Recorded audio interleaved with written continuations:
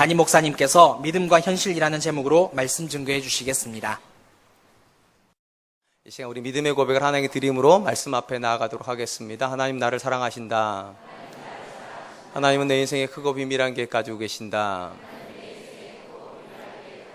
하나님 오늘도 나와 동행하셔서 그 계획 이루어 주신다. 아멘. 그렇게 될 줄로 믿습니다. 아멘. 기독교 역사에서 믿음과 관련된 가장 중요한 논쟁이 있다면 사람은 무엇으로 구원을 얻는가에 대한 논쟁일 것입니다. 구약적 전통에 의하면 유대인들은 사람이 율법을 행함으로 의롭다 하심을 얻어 구원을 얻는다고 믿었습니다. 그러나 예수님 이후에 신약의 전통은 사람이 율법을 행함으로 구원을 얻는 것이 아니라 오직 믿음을 통하여서 구원을 얻는다, 그렇게 선언을 하였습니다. 물론 이 말은 결코 사람이 믿음으로 구원을 얻기 때문에 행함이 필요 없다는 말은 아닙니다. 왜냐하면 믿음으로 구원을 얻었다 하여도 내가 구원을 받았는지를 증명해내는 수단이 바로 행위이기 때문입니다. 바로 이런 관점에서 예수님께서 제자들에게 한 사람이 어떤 사람인가는 오직 열매로 안다, 그렇게 말씀하셨다 생각이 됩니다. 믿음과 관련해서 행위만큼이나 중요한 주제가 있다면 믿음과 현실이라고 하는 주제일 것입니다. 이상하게도 우리가 성경을 통하여서 확인하게 되는 것은 성도가 만나는 현실은 그들이 고백하는 믿음과 반대 방향으로 자꾸만 가는 듯한 상황이라는 것입니다. 분명히 성경은 하나님께서 이 땅의 역사를 주관하시고 그분의 백성을 인도하신다고 말하지만 실상 성도가 마주하고 있는 현실은 하나님 통치가 이루어지지 않을 뿐만 아니라 심지어 하나님께서 그분의 백성을 인도하시지 않는 것 같은 현실이기 때문입니다. 바로 이렇게 믿음과 현실이 동떨어져 있기 때문에 바로 사도 바울이 이런 권면을 우리에게 하는 것입니다. 고린도후서 5장 7절, 이는 우리가 믿음으로 행하고 보는 것으로 행하지 아니함이로라. 만약에 믿음과 현실이 같은 방향으로 가고 있다면 이런 표현은 필요가 없습니다. 바울이 왜 이런 표현을 하는가? 믿음은 이 방향인데 우리가 마주하는 현실은 이 방향이 있다는 것입니다. 그리고 성도가 정말로 믿음이 있는 사람이라면 환경을 따라갈 사람이 아니라 그럼에도 불구하고 믿음을 따라가야 된다, 그렇게 권면하는 것입니다.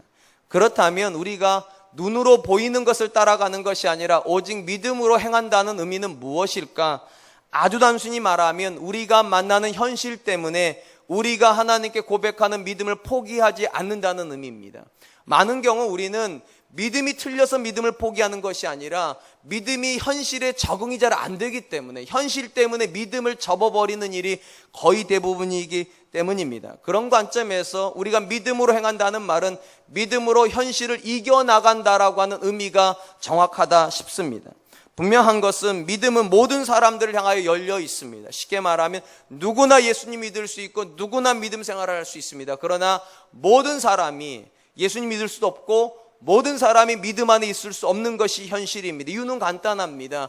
우리가 생각하는 것보다 믿음이 훨씬 복잡하고 훨씬 어렵기 때문입니다.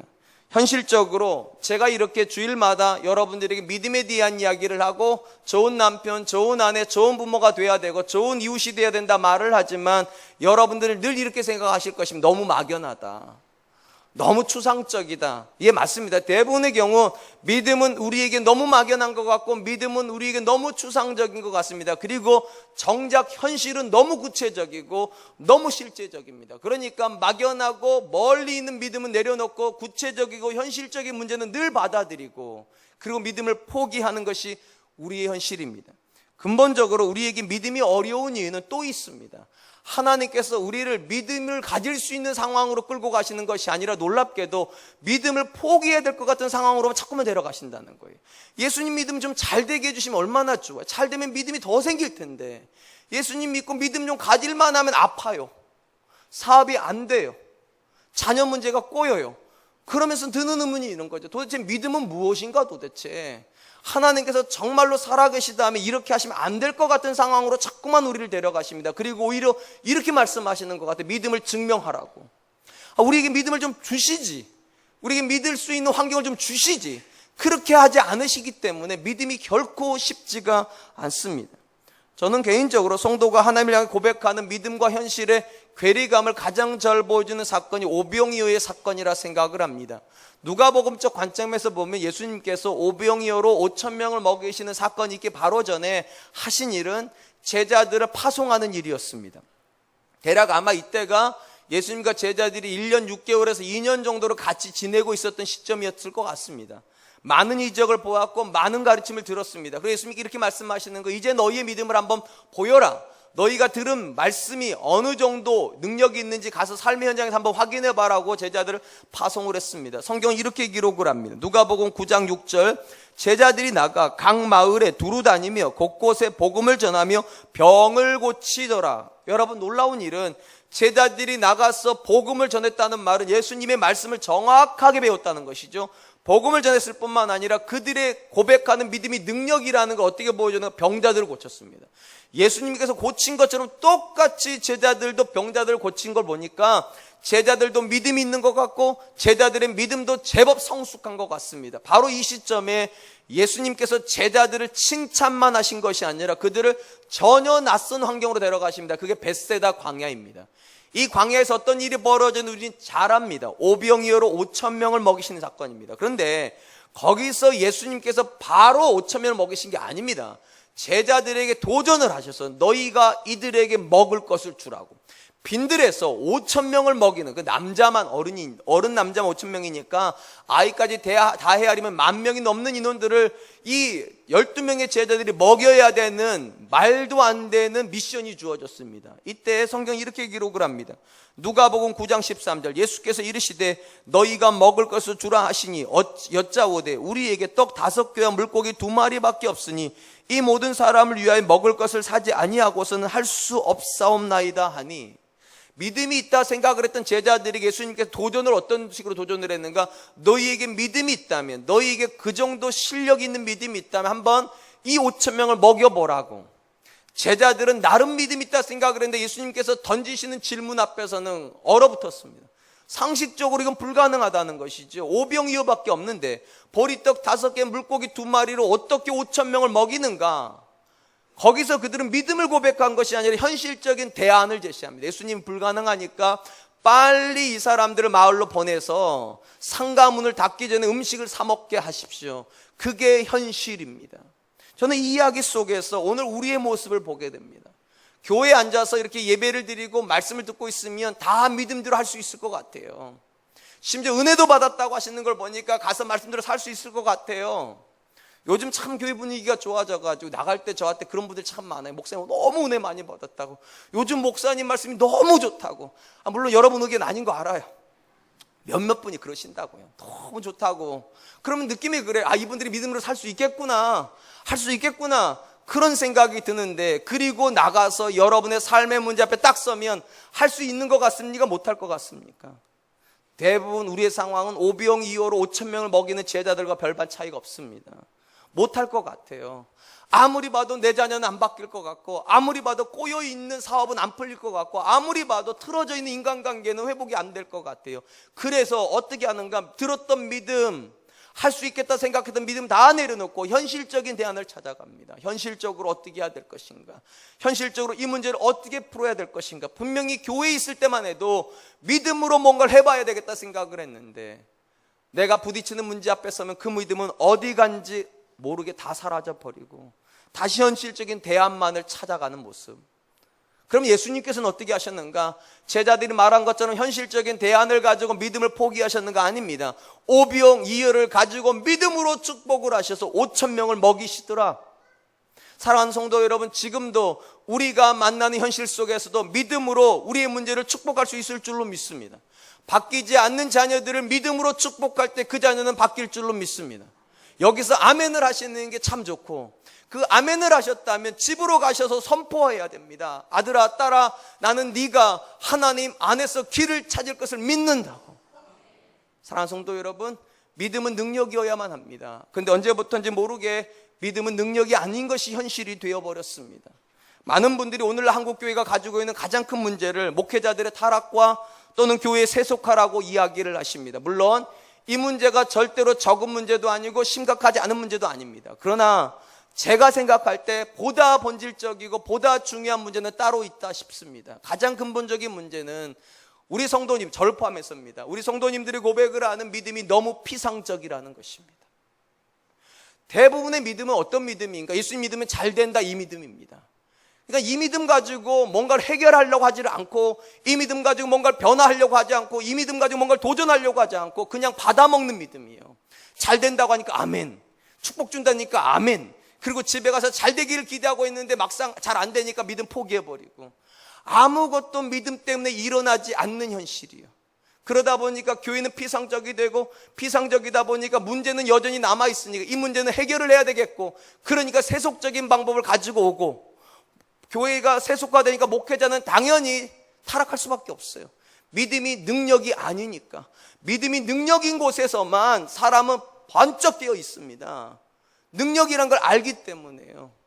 사랑하는 성도 여러분, 우리 가정 가운데 고백하는 믿음은 역사하는 믿음입니까? 정말로 그 믿음 때문에 우리 자녀들은 변화되고 있습니까? 그 믿음 때문에 나는 변하고 있고, 내 남편은 변하고 있고, 우리 사업의 일터는 변하고 있습니까? 그 고백이 없으면 믿음 생활을 20년, 30년, 40년을 해도 믿음은 언제나 현실 앞에 꼬꾸라지게 되어 있습니다. 근데 이 고백이 있으면 당당해질 수 있어요.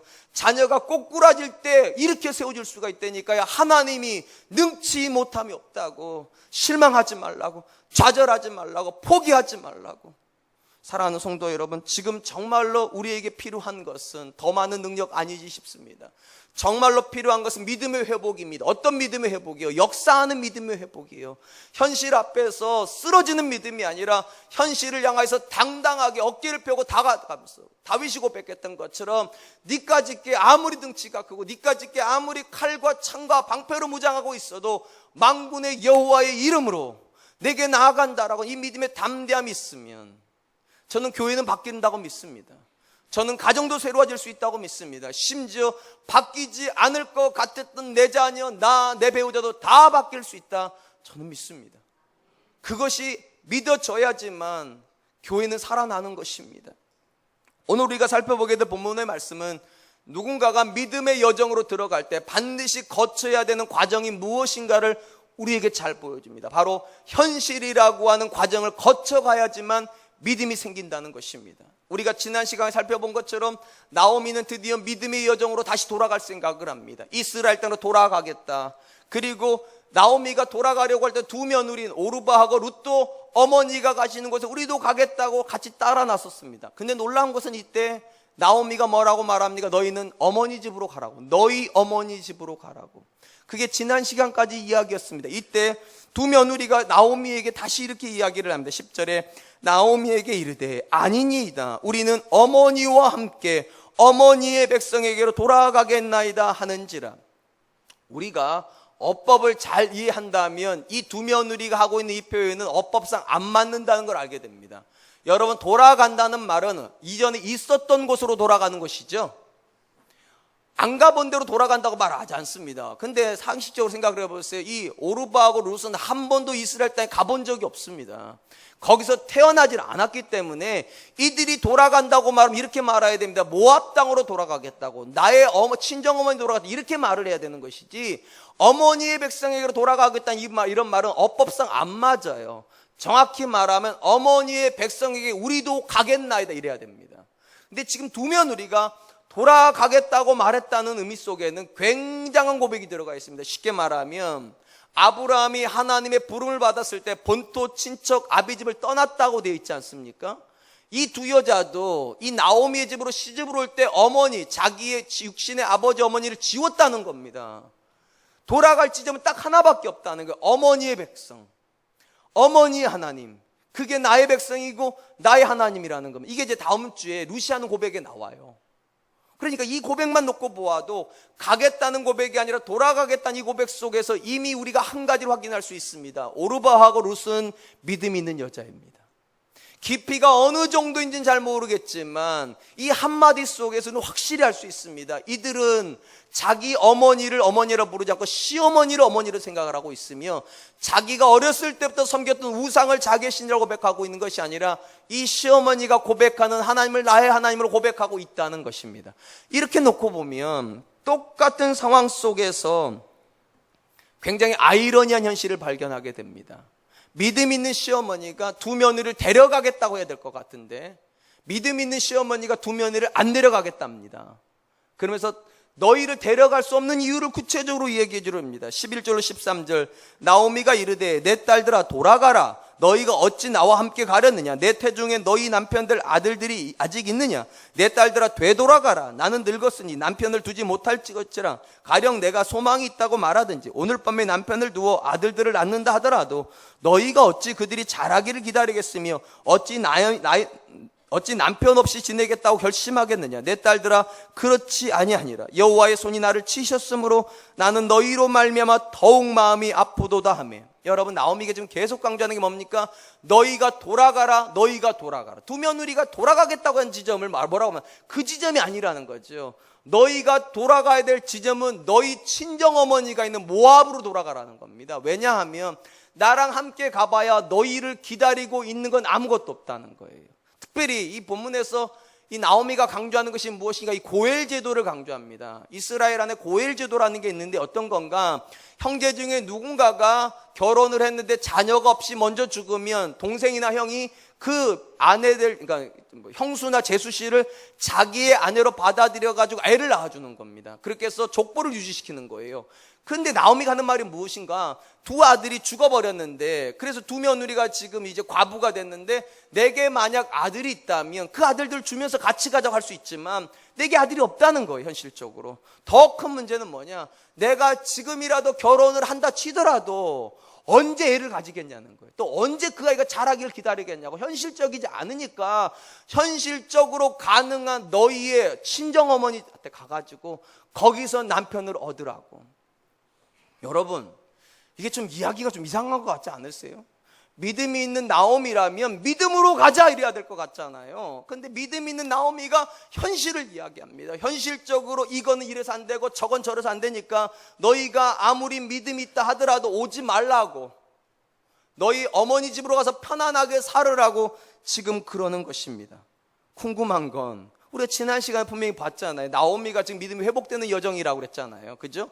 이스라엘 땅으로 돌아가는 걸 봐도 그렇고 하나님의 이름으로 축복하는 걸 봐도 그렇고 지금 나오미는 믿음이 회복되고 있는 거예요. 그리고 믿음이 회복되고 있으면 저 같으면 이래야 될 것 같아요.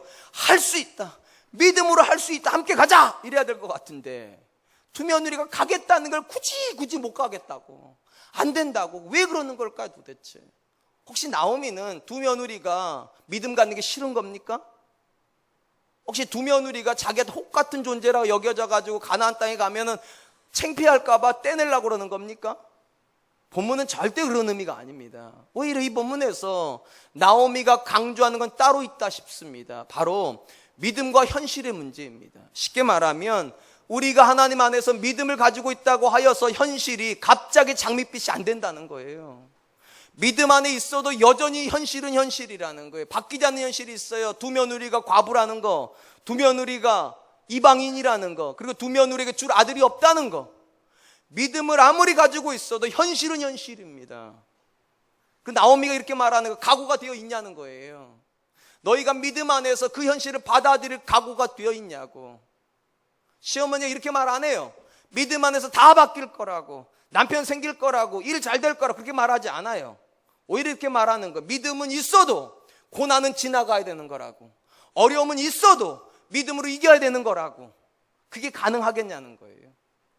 그리고 이 어머니 이렇게 생각하는 겁니다. 날 때부터 이방 문화 속에서 자랐던 이 이방인 며느리들이 믿음으로 이기기 어렵다는 거예요. 그러니까 괜히 어려운 거 하려고 하지 말고 익숙한 너희 방식으로 찾아가라는 거예요. 그러니까 나오미가 지금 믿음을 꺾으려고 하는 게 아니에요. 각오를 이야기를 하는 거예요. 믿음 안에 들어가는 각오가 뭐냐는 거예요. 사랑하는 성도 여러분, 우리가 고백하는 가장 중요한 믿음의 본질은 뭡니까? 다 잘 되는 겁니까? 오늘날 저를 포함해서 한국교회 목사님들이 가장 잘못하고 있는 것 중에 하나가 이것입니다. 믿음을 도깨비방망이로 가르쳤습니다. 믿기만 하면 다 잘 된다고. 여러분 믿으셔서 다 잘 되셨죠? 교회에서는 암 환자 없죠? 그죠? 교회만 다니면 암은 다 치료되는 거죠? 교회는 재수는 절대로 없죠? 교회에서는 결혼 다 잘 되는 거죠? 교회 다니면 사업은 다 잘 되죠? 대답을 못 하시는 거 보니까 동의를 못 하시겠죠? 그죠?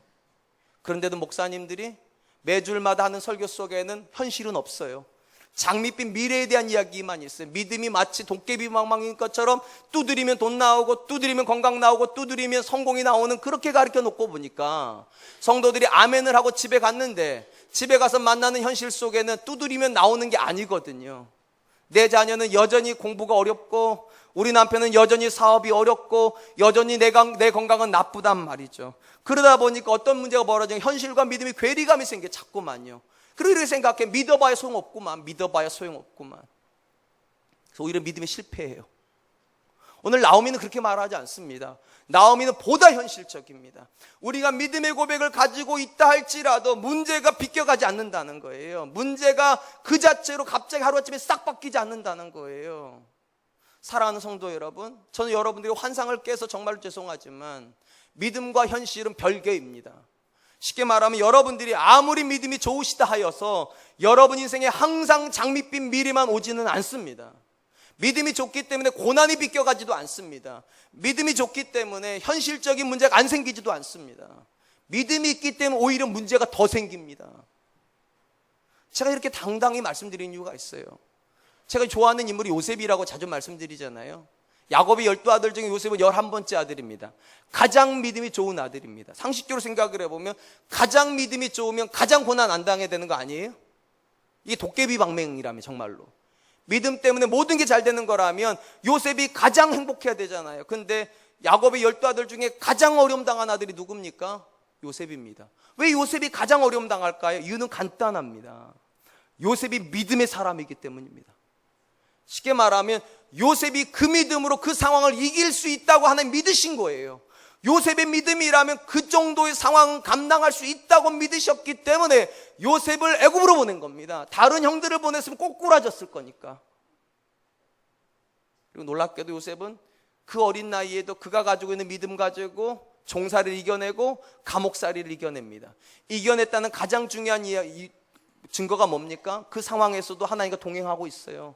쉽게 말하면 환경 때문에 믿음이 꺾이는 것이 아니라 믿음으로 환경을 이겨버린다고요.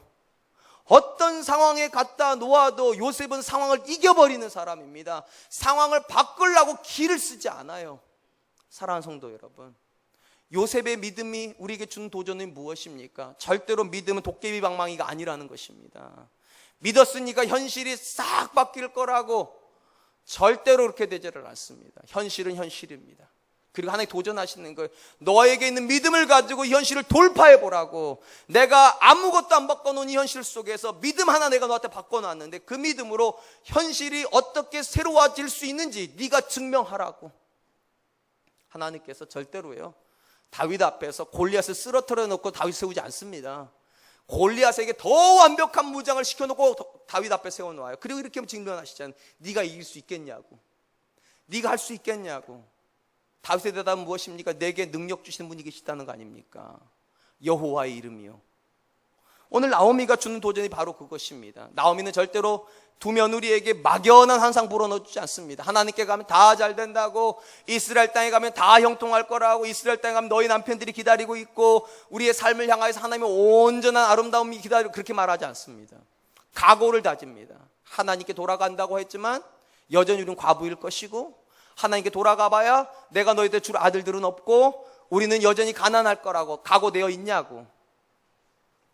사랑하는 성도 여러분, 명심하시기 바랍니다. 우리가 믿음 안에 서 있다고 하여서 우리가 만나야 되는 현실이 바뀌지는 않습니다. 참 제가요, 우리 교회를 좀 부흥 좀 시키려고 그러면 이런 설교하면 안 되거든요. 잘 된다고, 우리 교회에서 기도하면 여기 명당짜리라고, 오셔서 기도만 하시라고, 책임은 하나님 다 져주신다고, 여러분 자녀는 무조건 잘 된다, 이래야지 막 부흥이 되고. 그러는데 제가 그런 설교 잘 못해요. 왜냐하면 나오미도 그렇게 설교를 안 하잖아요. 지금 자기 며느리들한테 현실적인 이야기를 하잖아요. 하나님을 믿어도 문제 자체가 없어지지 않는다고. 아니, 오히려 하나님을 믿기 때문에 더 많은 문제를 만나야 될 것이라고. 그리고 하나님께서 우리에게 주시는 믿음은 문제를 피해가는 믿음이 아니라 문제를 돌파해가는 믿음이라고. 그러니까 나오미에게 있어서 믿음은 절대로 피상적이지 않아요. 그냥 막연하지 않아요. 구체적이에요. 과부됨을 이겨야 되는 것이고, 가난을 이겨야 되는 것이고, 편견을 이겨야 되는 것이고, 나오미는 그 각오가 되어 있어요. 지금요. 근데 두 며느리에게 그 각오가 되어 있는지 몰라요, 나오미가. 그리고 아무리 생각을 해봐도 이방인 며느리들이 그 각오가 안 되어 있을 것 같아요. 그러니까 어줍지 않게 신앙생활 하려고 하지 말고 너희 길로 가라고, 너희 집으로 가라고. 사랑하는 성도 여러분, 저는 여러분들한테 이렇게 말씀 못 드려요. 어줍지 않게 신앙생활 할 거라면 우리 교회 다니지 마세요. 이렇게까지는 말 못해요, 제가요. 다 가버리실까 봐. 근데 한 가지는 말씀드리고 싶어요. 우리가 생각하는 믿음과 성경이 말하는 믿음이 정말 일치합니까? 우리가 생각하는 신앙과 성경이 우리에게 가지라고 하는 신앙이 일치합니까? 성경은 지금 우리한테 각오를 이야기하잖아요. 예수님께서 제자들에게 장밋빛 미래를 가르쳐주고 날 따라오라 이렇게 안 하셨죠. 오히려 그 기대를 가지고 있는 제자들의 싹을 딱 잘라주고 아무든지 나를 따라오려거든 자기를 부인하고 십자가를 지고 오라고 각오를 주고서 따라오라고 그랬는데, 혹시 우리는 각오는 하나도 없고 희생은 하나도 할 생각이 없으며 어려움은 하나도 생각을 안 하고 무조건 잘 된다, 무조건 행복하다, 무조건 하나님이 나 사랑하신다, 혹시 이러고 있지는 않습니까? 나오미가 우리에게 준 도전이 그것입니다. 하나님 믿는다고 하지만, 하나님께 돌아간다고 하지만 각오가 없는 신앙은 안 된다는 겁니다. 반드시 현실 앞에 넘어질 거거든요. 만나는 상황 앞에서 믿음이 꺾여버릴 것이고 절망해버릴 것이고 다시는 하나님께 안 돌아갈 거거든요. 그러니까 애초부터 단단하게 마음 먹어야 됩니다. 하나님 믿어도 어려울 겁니다.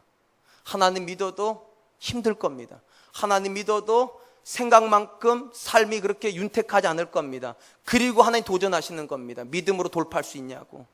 믿음으로 그 모든 상황을 이겨나가서 마지막 지점에서 하나님이 여기까지 도우셨다고 말하고 싶은 그런 열망이 있는지, 그 각오가 있다면 도전하라는 거죠. 그 각오가 있다면. 여기까지가 나오미의 생각인 것 같습니다. 나오미의 생각이 두 며느리에게 전달이 되었자 굉장한 변화가 일어납니다. 그게 14절입니다. 그들이 소리를 높여 다시 울더니 오르바는 그의 시어머니에게 입맞추되 룻은 그를 붙쫓았더라. 나오미의 이야기가 끝나자마자 세 여자가 누구랄 것도 없이 대성통곡을 합니다. 그리고 홍해가 갈라지는 것처럼 쩍 갈라졌습니다. 오르바는 어머니에게 입맞추고 가버립니다. 룻은 끝까지 어머니를 붙잡았답니다. 여러분, 이 이야기의 첫 출발에서 오르바하고 룻은 같은 방향이었습니다. 같이 가겠다고. 모양만 놓고 보면 같은 믿음인 것 같고 두 여자가 다 믿음 안에 있는 것 같습니다. 그런데 나오미가 그 두 여자한테 현실이라고 하는 문제를 딱 세워놓고 나니까 이게 두 가지로 싹 갈라져 버렸습니다. 현실의 문제 앞에 서서 오르바는 현실을 쫓아가 버립니다. 그럼에도 불구하고 룻은 끝까지 믿음을 붙잡았다는 것이 어머니를 붙쫓았다라는 표현입니다. 여기서 오늘 우리가 정말로 중요하게 생각해야 될 부분이 이것입니다. 왜 나오미가 두 며느리 앞에 현실적인 문제를 제시했나요? 이유는 간단합니다. 이 현실의 문제 앞에 서봐야지만 믿음의 진실성이 드러나는 것입니다. 교회에서 아무리 믿음 있는 척하고 아무리 목사님들이 믿음을 설교할지라도 정작 그 목사님이 집에 가서 어떻게 사는가가 믿음이고요, 그 말씀 앞에 아멘했던 여러 성도들이 집에 가서 어떻게 사는가가 믿음이지, 현실은 다 빼놓고 그냥 믿음, 말씀, 거기 앞에 고개를 끄덕이는 거, 그걸 믿음이라고 부르진 않아요. 나오미가 현실에 대한 이야기를 하기 이전까지 오르바는 믿음 있는 여자처럼 보였습니다. 물론 룻도 믿음 있는 여자처럼 보였고, 그런데 현실의 문제가 딱 주어지자 진짜 믿음이 어디서 나왔는가? 룻에게서 나왔습니다. 오르바는 포기합니다. 결국 포기해버려요. 여기서 이렇게 예배를 드리고 있으면 이 자리에 계신 분들은요 정말 다 믿음 있는 분 것 같아요. 제가 어디 나가든지 항상 자랑하는 것이 있습니다. 사랑과 은혜교회 예배의 열정은 타의 추종을 불허한다고. 적어도 여기 제 눈에 이렇게 들어있는 분들까지는 조는 분이 없어요. 그리고 저 기둥 뒤쪽에서는 조는지 안, 저 잘 안 보입니다. 그러니까 안 보이니까 마음껏 조셔도 돼요. 근데 요 기둥까지는 다 보이니까 졸지 마세요. 이 레이더망에 있는 분들은 정말 놀라운 것은 우리 교회 예배 열정은 정말 이글이글거립니다. 막 눈에서 레이저가 나와요. 그러니까 누가 봐도 이렇게 예배 드리는 분들이 믿음이 있지 어떻게 믿음이 없겠어요. 근데 정말로 믿음이 있는지는 교회에서 확인되지 않는다니까요. 현실의 문제 앞에 서 봐야 돼요. 왜 사도 바울이 교회 일꾼을 뽑는데 교회 믿음만 보지 않고 이방인들에게도 선한 증거를 얻은 자라야 된다라고 말을 합니까? 그게 믿음이니까요. 가끔 제 아내가 저한테 그런 이야기를 해요. 목사님, 강단에서 내려오지 마세요. 제 아내가 거의 저를 목사라고 안 부릅니다.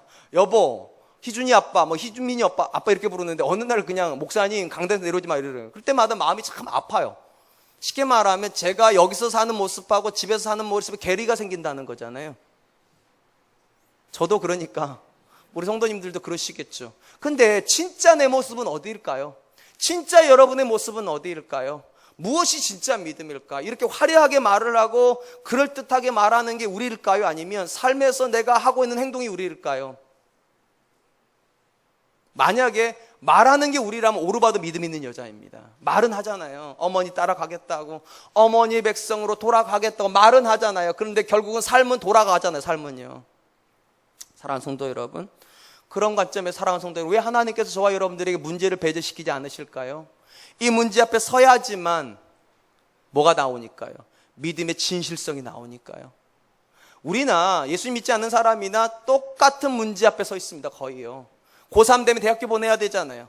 졸업하면 취업시켜야 되잖아요. 취업하면 결혼시켜야 되잖아요. 결혼했으면 자녀 낳아야 되잖아요. 자녀 낳았으면 집 사줘야 되잖아요. 뭐 인생이 뭐 있어요? 다 이런 거지 뭐. 우리나 그들이나 별반 차이가 없어요. 다만 차이가 있다면 그걸 어떻게 풀어나가는가 문제죠. 근데 우리의 방식이나 저들의 방식이 똑같다면 우린 믿음 없는 겁니다. 내가 보내주는 대학 저들도 보내줍니다. 저들이 보내는 대학이 아니라 하나님이 보내주는 대학이 그게 믿음인 거고요. 내가 취직시켜주는 건 저들도 해줄 수 있습니다. 그런데 하나님이 보내주시는 취직은 다르죠. 나도 얼마든지 결혼시킬 수 있습니다. 그건 그들도 합니다. 하나님이 시켜주는 결혼을 해야죠. 아멘. 그러니까 현실의 상황 앞에 서보지 않으면 믿음은 다 피상적입니다. 나오미도 지금 두 며느리를 현실의 상황 앞에 세워놓고 따라갈 수 있을 사람과 따라가면 안 되는 사람을 갈라내는 거잖아요. 우리가 다음 시간에 오르바에 대한 이야기는 아니고 다음 시간 룻에 대한 이야기를 할 거니까 오늘은 오르바에 대한 이야기를 좀 해보려고 합니다. 도대체 오르바는 왜 돌아갔을까?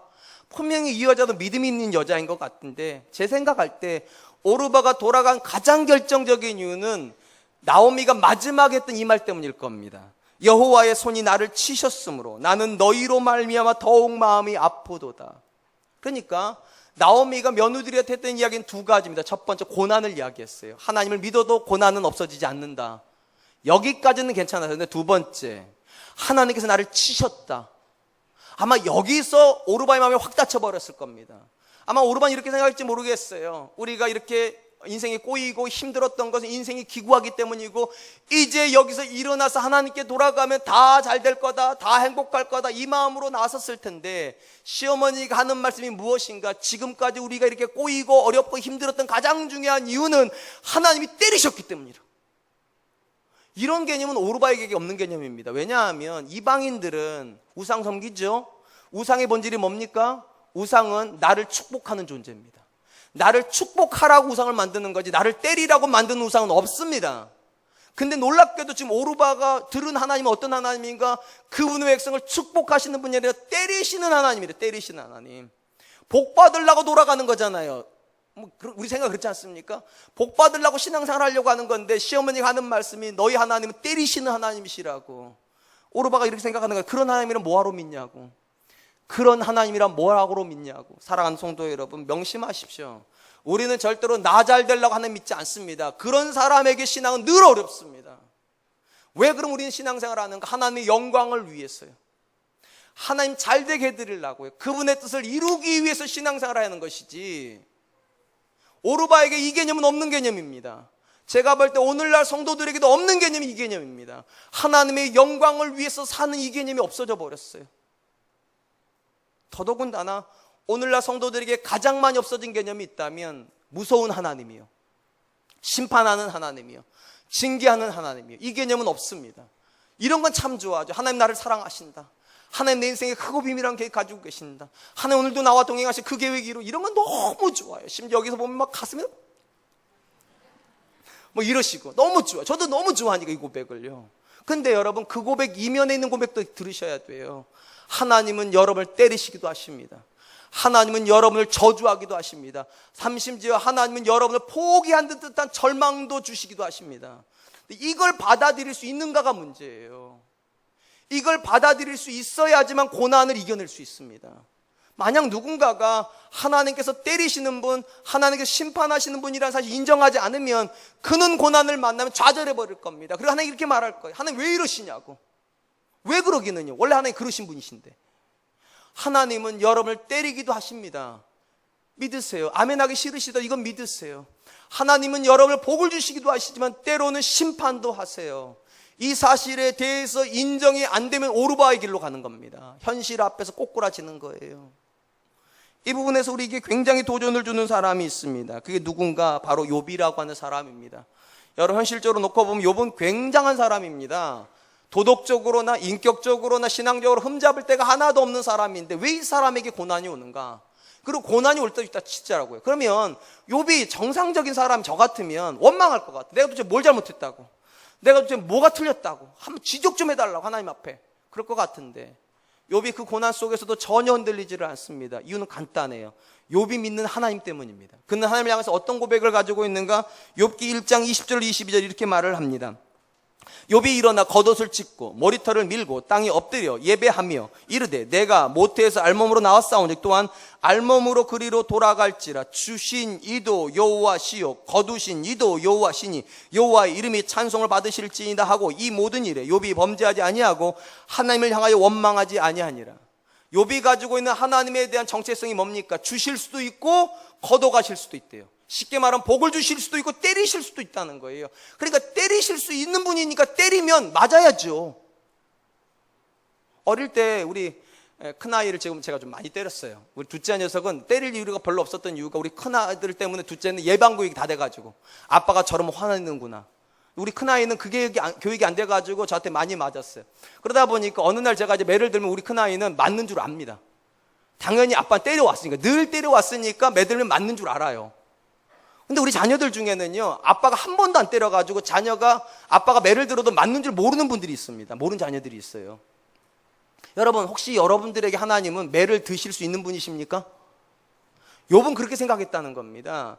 욥은 하나님은 매도 들으실 수 있는 분이고 이유는 잘 모르겠지만 때리신다는 거 지금 맞아야 된다는 거니까. 그리고 하나님 앞에 요구하는 게 그런 겁니다. 하나님 내가 왜 맞았는지 깨닫게 해달라고, 내가 어떤 부분이 잘못된지 가르쳐달라고. 사랑하는 성도 여러분, 저는 이 자리에 앉은 우리 사랑과 은혜교회 성도님들의 믿음이 피상적이지 않으려면 우리가 입곡에 있는 개념을 다시 찾아내야 됩니다. 하나님은 무서운 분이십니다. 죄에 대해서만큼은 절대로 관용적이지 않습니다. 죄에 대해서만큼은 절대로 피상적이지 않습니다. 반드시 죄가 들어오면 때리십니다. 나오미는 그 사실을 압니다. 자기 가족이 하나님을 떠나온 것 때문에 하나님께서 지금 때리신다는 사실을, 그리고 그 하나님께 돌아가겠다고, 때리실지라도 돌아가겠다고 선언하는 거예요. 다만 두 며느리한테 그 개념이 익숙지가 않을 거라 생각했던 것 같습니다. 그래서 돌아가라고. 오르바는 그 개념이 익숙지 않았기 때문에 돌아가 버립니다. 사랑하는 성도 여러분, 우리는 이 개념이 익숙합니까? 하나님께서 나를 때리실 수 있고 하나님께서 내 인생에 고난을 주신다는 이 사실이 익숙하십니까? 그렇다면 여러분은 고난 이길 수 있습니다. 왜냐하면 주시는 분이 하나님이시라면, 또 뺏어가신 분이시라면 다시 주실 수 있는 분도 하나님이시거든요. 다시 회복시키실 수 있는 분도 하나님이시지 않습니까? 그러므로 전 저와 여러분들의 믿음이 피상성을 넘어서서 구체적이었으면 좋겠고, 심지어 현실을 뚫고 가는 그런 믿음일 수 있기를 축원드리겠습니다. 이제 말씀을 맺습니다. 분명한 것은 하나님은 복 주시는 분이십니다. 다만 우리가 생각하는 것처럼 복만 주시지는 않습니다. 때로는 그분의 필요에 따라서 고난도 주시고, 때로는 그분의 뜻을 이루기 위해서 이해할 수 없는 심판도 하실 때도 있습니다. 그때 우리가 하나님을 어떤 분이라 고백하는 건 굉장히 중요합니다. 하나님이 주실 수도 있고 뺏을 수도 있는 분이라 인정을 한다면 고난 이겨나갈 수 있습니다. 그리고 이게 진짜 믿음입니다. 근데 누군가가 고난 앞에서 하나님 왜 이러시냐고, 나 이런 거 기대 안 했다고 말씀하신다면 여러분 잘못 믿으신 겁니다. 하나님은 절대로 복만 주시는 분 아닙니다. 절대로 여러분 사랑만 하시는 분 아니십니다. 거기서 믿음이 피상성이 나오는 거예요. 사랑하는 성도 여러분, 진짜 믿음에 도전할 수 있기를 축원드립니다. 진짜 믿음은 무엇입니까? 믿음으로 현실을 이기는 겁니다. 도무지 건널 수 없는 강을 믿음으로 건너는 것이고, 도무지 쓰러뜨릴 수 없을 것 같은 적을 쓰러뜨리는 것이고, 도무지 정복할 수 없을 것 같은 성을 믿음으로 정복하는 거, 그게 진짜 믿음이죠. 저는 사랑과 은혜교회 성도님들이 피상성 믿음을 뛰어넘어 정복하고 역사하고 승리하는 믿음으로 나아가실 수 있기를 주님의 이름으로 축원드리겠습니다. 우리 하나님께 찬양할 텐데요. 주가 보이신 생명의 길이란 찬양입니다. 이 찬양의 가사 두 번째 소절이 이렇게 되어 있습니다. 상한 마음을 들이며 주님 앞에 나아가리. 만약에 우리 믿음이 정말로 생각하는 것처럼 모든 게 잘 되는 거라면 마음이 상할 이유는 없죠. 왜 마음이 상합니까? 내 뜻대로 안 되니까요. 그럼에도 불구하고 왜 믿음을 포기하면 안 되는가? 마지막 가사 이렇습니다. 나의 길을 오직 그가 하시나니 나를 단련하신 후에 내가 정금같이 되어 나올 거니까. 하나님께서 결국은 내가 믿음 안에서 현실과 싸우고 있으면 그 하나님께서 나를 빚어주실 것이고 내가 결국은 승리할 거니까. 우리 사랑과 은혜의 성도님들이 현실의 문제를 도망가는 사람이 아니라 부딪혀 싸워서 하나님이 주신 승리를 쟁취할 수 있기를 이 찬양 드리면서 다시 한번 의지를 다지실 수 있었으면 좋겠습니다.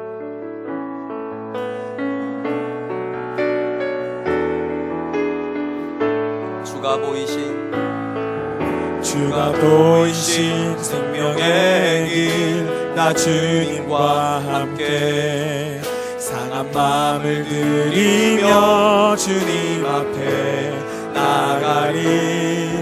나의 의로움이 되신 주 그 이름 예수.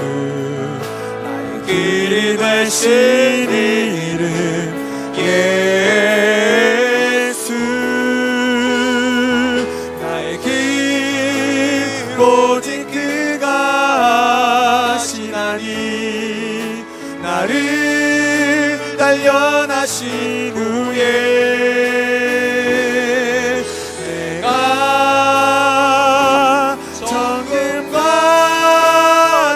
정금같이 나오리라. 주가 보이신 생명의 길 나 주님과 함께 상한 마음을 들이며 주님 앞에 나가리. 나의 의로움이 되신 주 그 이름 예수. 나의 길이 되신 이름 예수. 나의 길 오직 그가 하시나니 나를 단련하신 후에 내가 정금같이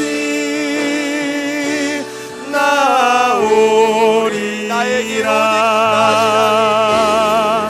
나의 길 오직 그가 하시나니 나를 단련하신 후에 내가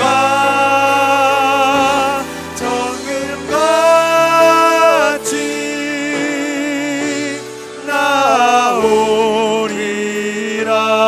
나오리라. 사랑하는 성도 여러분, 지난 주간 혹시 마음이 무너지고 소망이 없는 것 같은 상황을 지나셨습니까? 그때 여러분은 혹시 오르바처럼 현실의 상황 앞에 무릎을 꿇고 현실로 도망가진 않으셨습니까? 혹시 우리 안에 욥의 마음은 있었습니까? 하나님께서 나를 때리실 수도 있고 고난이 올 수도 있고 그 모든 과정을 통해 하나님께서 선을 이루실 거라고 끝까지 믿고자 하는 그런 의지가 있었습니까? 이 시간 하나님 앞에 기도했으면 좋겠습니다. 하나님, 나에게 분명한 신앙의 의지가 있게 하여 주시옵소서. 비록 고난이 닥쳐올지라도, 심지어 하나님 심판을 받을지라도 오직 믿음으로 그 모든 현실을 이기게 하여 주시옵소서. 우리 사랑과 은혜께가 고백하는 믿음은 비상적인 믿음 되지 말게 하여 주시고 역사하는 믿음 되게 하여 주시고 승리하는 믿음이 되게 하여 주시옵소서. 그 믿음으로 우리 가정이 서게 하여 주시고 그 믿음으로 우리 자녀들에게 주시옵소서. 우리 같이 한번 기도하도록 하겠습니다. 기도하겠습니다. 우리 아버지 하나님 감사합니다. 귀한 시간 주시고 우리는 말씀 앞에서 세워주시고 우리 자신을 돌아볼 수 있는 은혜 주시니 감사합니다. 우리에게 주신 믿음은 무조건 잘 되고 무조건 못 받는 믿음이 아니라 현실 앞에서 그 믿음으로 이기고 그 믿음으로 싸우고